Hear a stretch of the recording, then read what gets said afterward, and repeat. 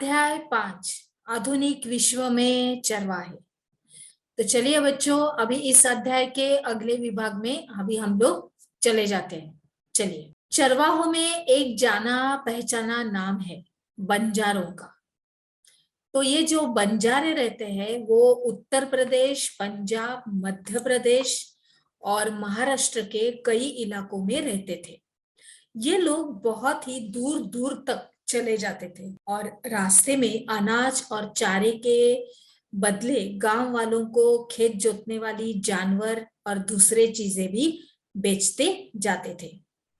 वे जहां भी जाते अपने जानवरों के लिए अच्छे चारागाहों की खोज में रहते। राजस्थान के रेगिस्तानों में रायका समुदाय रहता था और इस इलाके में बारिश का कोई भरोसा नहीं था और अगर बारिश होती भी तो बहुत ही कम, और इसलिए खेती की उपज हर साल घटती बढ़ती रहती थी। बहुत सारे इलाकों में तो दूर दूर तक कोई फसल होती ही नहीं थी। इसके चलते हुए रायका खेती के साथ साथ चरवाही का भी काम ये लोग करते थे। बरसात में तो बाड़मेर, जैसलमेर, जोधपुर और बीकानेर के रायका अपने गांव में ही रहते थे, क्योंकि इस दौरान उन्हें वही चारा मिल जाता था। अक्टूबर आते आते चारागाह सूखने लगते थे और इसका नतीजा क्या होता है कि ये लोग नए चारागाहों की तलाश में दूसरे इलाकों की तरफ निकल जाते थे और अगली बरसात में ही वापस लौटते थे। अभी इन रायकाओं का एक तबका ऊंट पालता था, जबकि कुछ भेड़ बकरियां भी पालते थे। इस तरह से इन लोगों का अपना जानवर अलग अलग भी रहते हैं। आगे देखते हैं। इस तरह हम देख सकते हैं कि चरवाहा समुदायों की जिंदगी कई चीजों के बारे में काफी सोच विचार करके आगे बढ़ती थी। इसके बाद उन्हें इस बात का हमेशा ख्याल रखना पड़ता था कि उनके रेवड़ एक इलाके में कितने दिन तक रह सकते हैं और उन्हें कहाँ पानी और चारागाह मिल सकते हैं।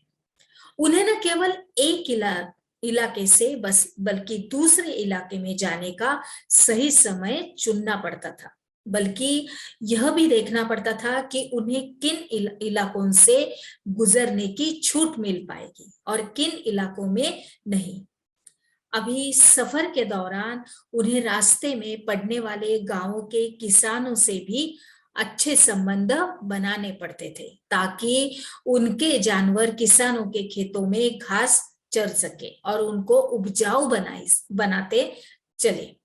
अपनी रोजी रोटी के जुगाड़ में उन्हें खेती, व्यापार और चरवाही ये सारे काम करने पड़ते थे। आइए अब देखते हैं कि औपनिवेशिक शासन के दौरान यानी अंग्रेजों के जमाने में चरवाहों का जीवन किस तरह बदला।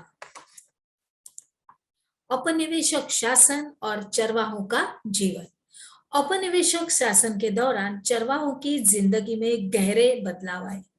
उनके चरागाह सिमट गए, इधर उधर आने जाने पर बंदिशें लगने लगी और उनसे जो लगान वसूल किया जाता था उनमें भी वृद्धि हो गई। खेती में उनका हिस्सा घटने लगा और उनके पेशे और हुनरों पर भी बहुत ही इसका बुरा असर पड़ा। आइए देखते हैं यह सब कैसे और क्यों हुआ। पहली बात, अंग्रेज सरकार चरागाहों को खेती की जमीन में तब्दील कर देना चाहती थी। जमीन से मिलने वाला लगान उसकी आमदनी का एक बड़ा स्रोत था। उसके बाद जो भी खेती का क्षेत्रफल बढ़ने से सरकार की आय में और बढ़ोतरी हो सकती थी। इतना ही नहीं, इससे जूट यानी पटसन, उसके बाद कपास, गेहूं और अन्य खेती हर चीजों के उत्पादन में भी इजाफा हो जाता था, जिनकी इंग्लैंड में बहुत ही ज्यादा जरूरत रहती थी। अंग्रेज अफसरों को बिना खेती की जमीन का कोई मतलब समझ में नहीं आता था। उनसे न तो लगान मिलता था और न ही उपज। अभी अंग्रेज ऐसी जमीन को बेकार मानते थे और उसे खेती के लायक बनाना जरूरी था। और इसी बात को ध्यान में रखते हुए 19वीं शताब्दी के मध्य से देश के विभिन्न विभिन्न भागों में परती भूमि विकास के लिए एक नियम बनाए जाने लगे।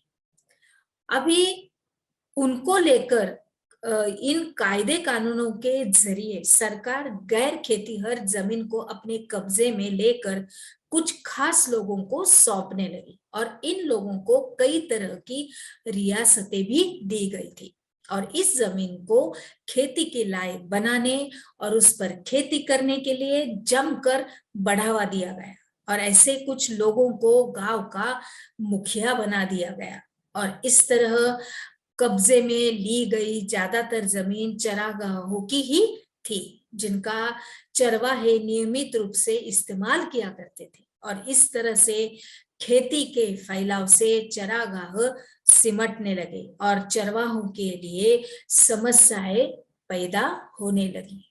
आगे देखते हैं बच्चों, हमने क्या सीखा। इसके अंतर्गत धंगर के बारे में लिखे, यह आपका इस विभाग का सवाल है, तो आपको इसका उत्तर अपने नोटबुक में लिखना है। तो चलिए आगे बढ़ते हैं।